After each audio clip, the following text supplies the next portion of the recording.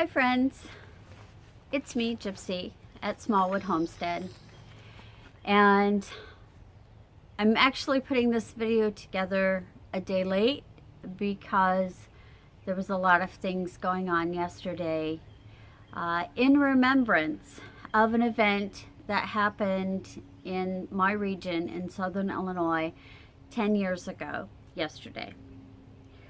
We had a super derecho. You can see some of the pictures there. This is an interesting picture there. And I actually was working at a place called the Neighborhood Co-op at the time in Carbondale, Illinois. And we actually, all the employees that were there would not let the customers leave because the winds were so strong. We were watching the light, what do you call them? The big light posts that were in the parking lights, that were in the parking lot, do this and land on cars. Across the street from the store that I worked was the local Denny's. The entire Denny's sign was ripped off its post and carried away with the wind. We had about 5 customers in the store, and there was probably as many of us working. The entire front of the store was glass front. So we had to make sure everyone got in the middle of the store, and we could hear the metal roof getting ripped off of the store. Now, I have grown up in Tornado Alley, and you know, we were all expecting it to be a tornado. We didn't find out until several days later that what had actually happened was a super derecho, which is basically the equivalent of an inland hurricane.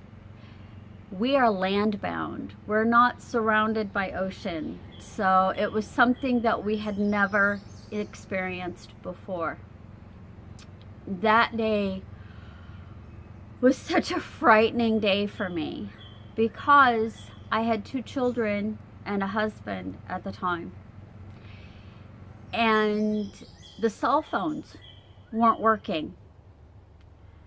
This storm, this derecho, happened right at the end of the school day when kids were getting on buses and being taken home.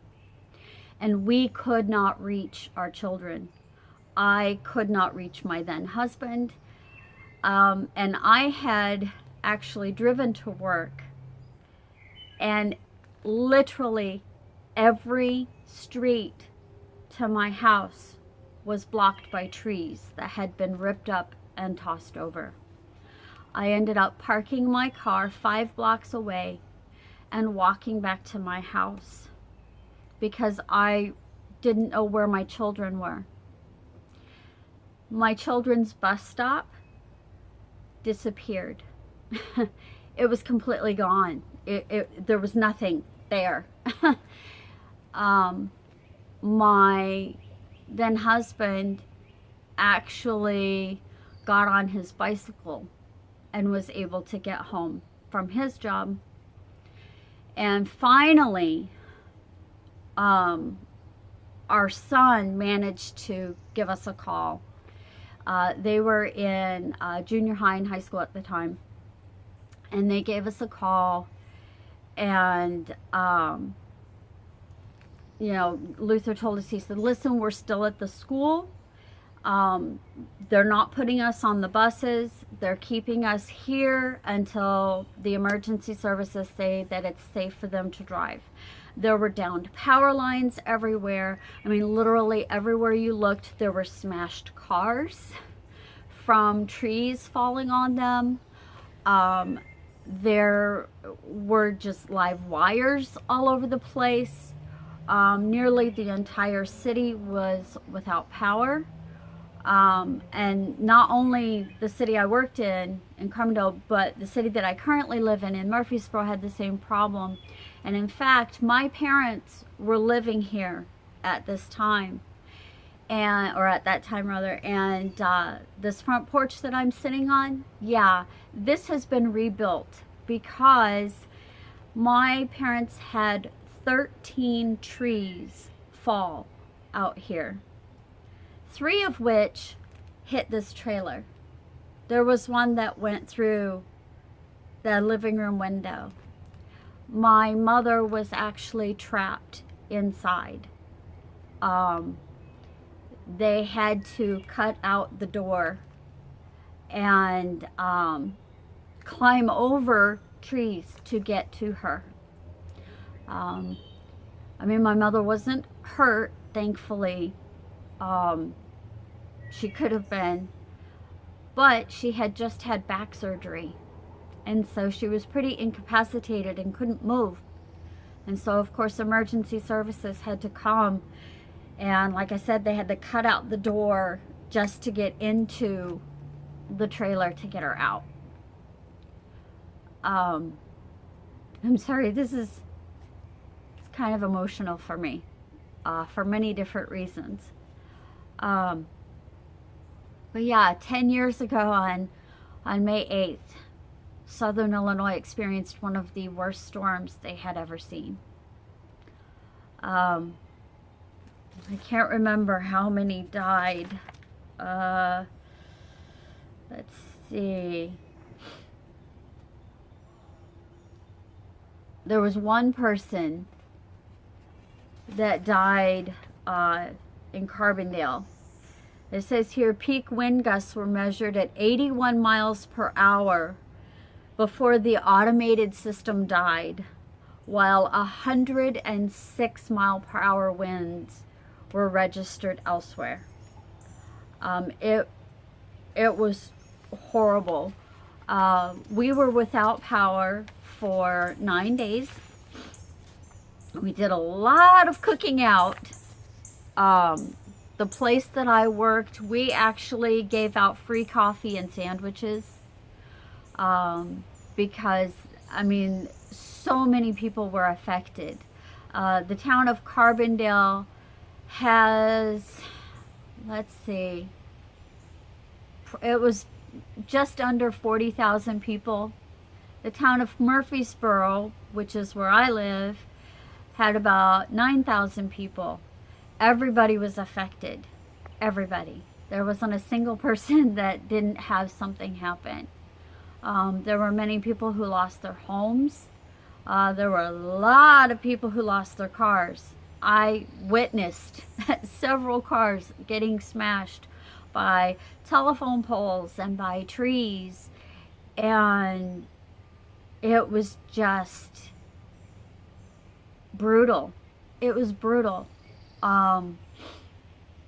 It was scary. You know, when my children were finally put on a school bus to be brought home, we actually had to tell them that they could not get to their bus stop where they normally get dropped off. We had to tell the bus driver, you're going to have to drop them off 3 blocks away because every single street is blocked with trees that are trees and telephone lines or power lines that have fallen down. My children did not get home until 6:30 that night.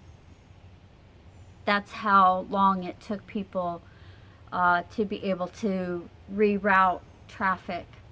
I was so thankful for the emergency crews.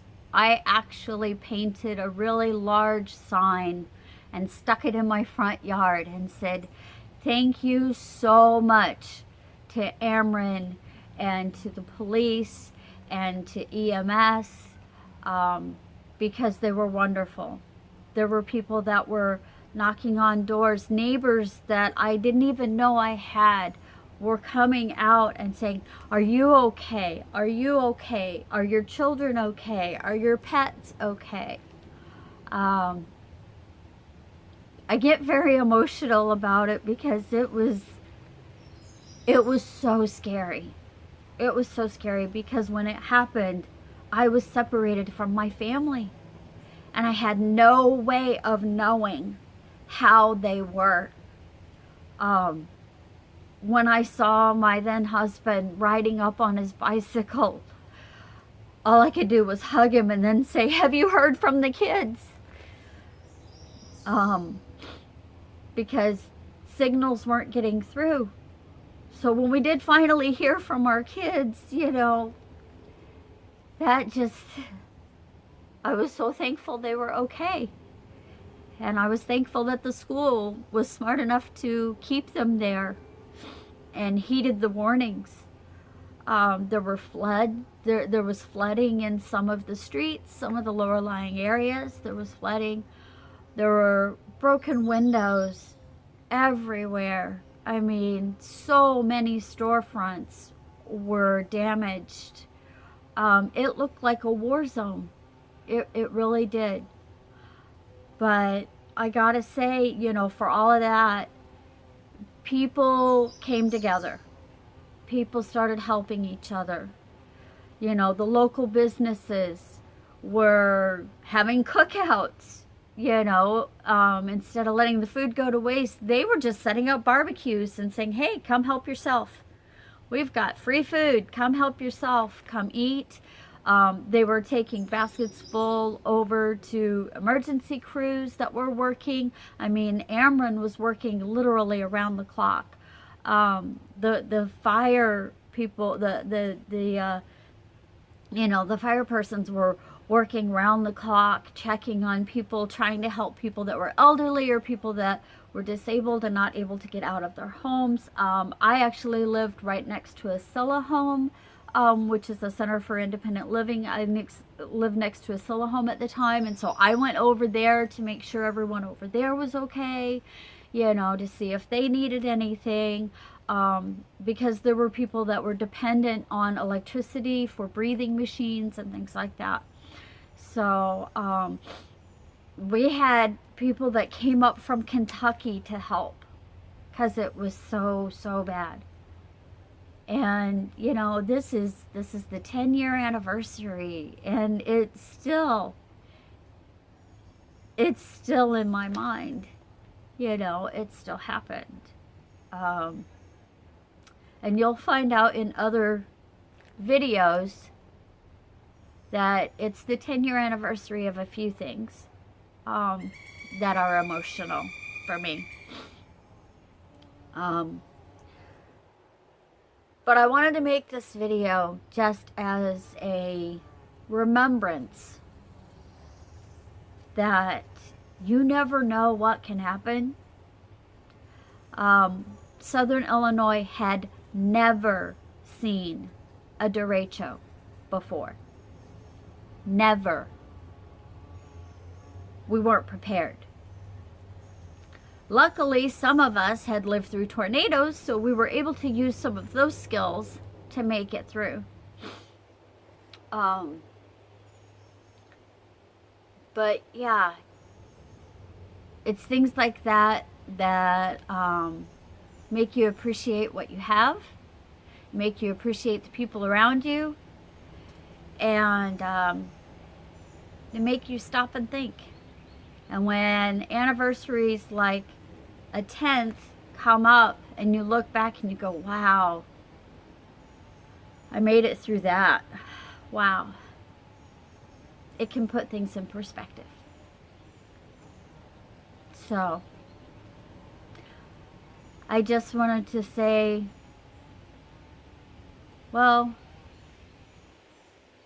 thanks again to everyone who is in a service position, because without firefighters and without EMS and without the Red Cross and without the police and without construction crews who came and helped clean up, and without volunteers who came with chainsaws to cut up trees that had fallen so that they could try to open up some of the streets.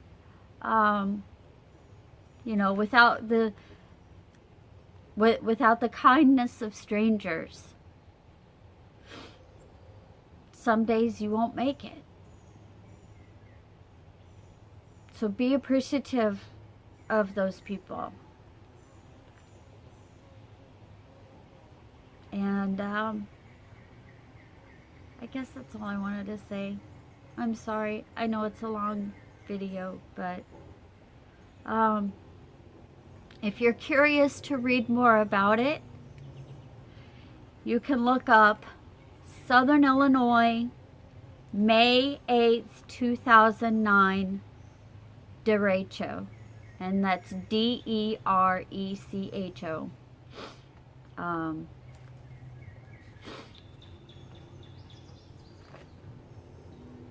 So, yeah. Look through the pictures. You'll see how bad it was. That's it for now. Thanks for listening and watching. Namaste, friends.